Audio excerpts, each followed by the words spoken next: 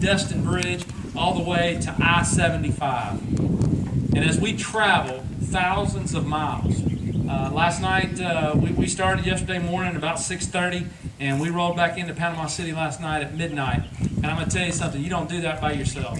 You do that with a great team of people that are fighting to change this country. Not for Steve Sutherland. This campaign is not about me. This campaign is about we. It's about we the people. And so we've got some incredible people. Some of our team members are here. Jennifer Bowman is our finance director. Alyssa Thompson is one of our deputy field directors. She's with us tonight. Jonathan Hayes is our campaign manager right here. This doesn't happen. We've got a busload of people that are part of this campaign. When you're running a federal race, it takes a lot of people. And we're up to about 20 to 25 people, both in Washington, D.C., as well as on the ground here in North Florida and Northwest Florida to make this happen. It has been an incredible experience. As Mr. Grover mentioned a few minutes ago, I'm not a politician. I'm a hard-working businessman. The things that, when they carry me out and they put me in the ground, the things that mean most to me is I am a husband and I'm a father. And I am a son, and I get emotional talking about my family. But my family needs change in this country. And so my family, the 21 of us who live in Bay County, who make their living out of our 3 small family-owned businesses, we're hurting. We're hurting. And I'm not ashamed to tell you that I'm hurting, because I know that the 85% of this economy that is small business in this country, they're hurting too. And when we start talking, when we practice a little courage, and we start sharing with each other, you know, I'm hurting too over here. You're hurting over there too? You know, I hear they're hurting over there. And you know what? Maybe we'll all get together and we'll get under big tents and we'll start sharing and we'll start being open and truly transparent, and we'll start sharing with each other that, you know what? We all have a lot in common. We're all hurting. And then maybe the good folks in Calhoun County and Jackson County and Gulf County will come to the same conclusion that we've come in Bay County, that we have emphatically, without question, had enough. We have had enough. And it is time for the people of this country, the God-fearing, family-loving, freedom-hoping people, to rise up and for one time be counted upon. You know, Ronald Reagan, who I think was one of our country's greatest presidents, said that freedom is always one generation away from extinction. It is not passed on to our children through our DNA and through our bloodstream. It must be taught, learned, taught, exemplified, died for if necessary.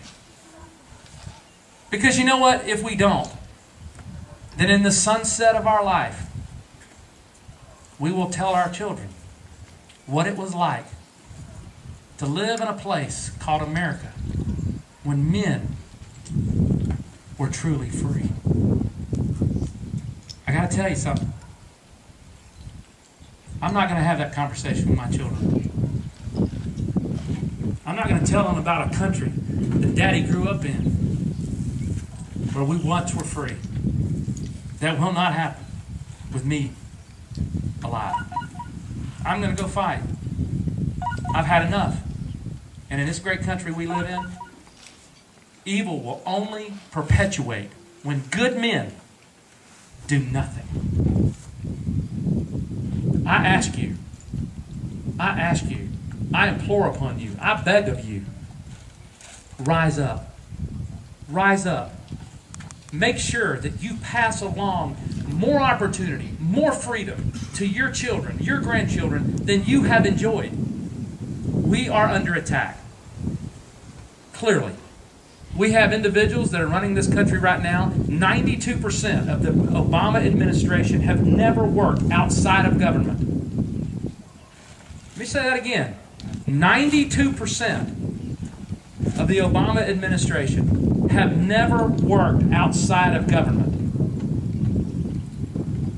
And 85% of the economy of this country is small business. Are we going to get any solutions when 92% of an administration have never worked outside of government?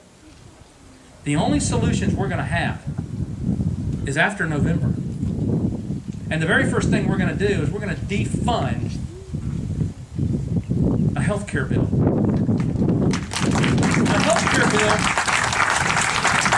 A health care bill that strips $525 billion out of Medicare, that increases Medicaid by 15%, that has over $800 billion. It's so hard to think of the numbers. $800 billion in new taxes, that employs 17,000 new IRS workers, and that at full implementation from 2014 to 2024 will cost the American people $2.5 trillion. Y'all, that's immoral. And if I would have dreamed up such a concept at 508 West Baldwin Road, my daddy would have taken a leather strap to me. That's evil. It is evil. Cap and trade. Cap and trade. This president could care less whether your power bills and your home goes up $2,000. He don't care. And you know what? He doesn't care about your health. He doesn't care about the perpetuation of your family business. That now, because Congress refuses to act this year, that starting in January, not only do the Bush tax cuts expire, the corporate tax rates continue to climb, but if you have a family business, if you have a family farm, and the patriarch dies in 9 months, that exemption of $3.5 million of your family estate, that exemption falls to $1 million. And in 9 months, you got to show up to the IRS with 55% of the value of your hard-earned family business that you've paid for, that you've managed like a child.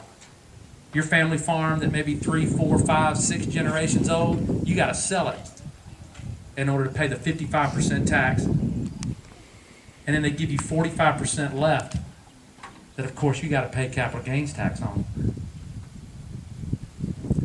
I believe with all my heart, and I've not made this statement until this event, and we've had, God knows, we've had numerous events. I believe that Barack Obama and his band of fellows from Chicago have in their mind total destruction of our economy. Total. I have not made that statement until tonight. I believe that they are only satisfied with the total destruction of capitalism. The meal you enjoy tonight on this nice grass in front of this beautiful home was here because of capitalism. Grover Davis, I can't imagine the times he's gotten up at 3 o'clock in the morning and gone offshore. Can't imagine. I know this, my family, we're in the funeral business. 24 hours a day, 7 days a week, 365 days a year. Since June of 1955, we've run a business that's never been closed a day. Not a day. Not a Christmas, not a Thanksgiving, not a New Year's, not a child's birthday. Didn't matter. People needed us, we went. I can't work any more than 24 hours a day, 7 days a week. Can't create more time. And yet the federal government, who's got a boot on my neck, is killing me through taxes, and they're killing me through government regulation. People, it is time. It is time that you make the decision for you and your family that you have had enough. And it is incumbent upon you, once you know what is right, to follow through. To follow through. You know what? America, 2 things, and then I'm gonna end, but America has always been a nation that works. We are a Judeo-Christian nation. 43 presidents. 43 presidents have acknowledged the fact that this has been a Christian nation. Republicans, Democrats, Independents, Bull Moose, Whig, Federalist, you study it. 43 presidents, all different backgrounds, have all acknowledged the fact that God has had his hand upon this nation until the 44th. I will tell you, and I'll make this commitment to you, I would stare him down and I will tell him, you may be great at politics, but you stink at history, sir. This has always been a Christian nation. And it is from our Christian values that we understand the value of work. We're running 10% unemployment. Today they announced, you go home tonight and you watch TV, they're going to tell you, well, we created 440,000 jobs this past month. 411,000 of those 440 are census workers. Census workers. Some may work an hour a week, some may work 5 hours a week. There's one thing for sure, in September the jobs go away. Government doesn't produce a thing that it doesn't take money from you.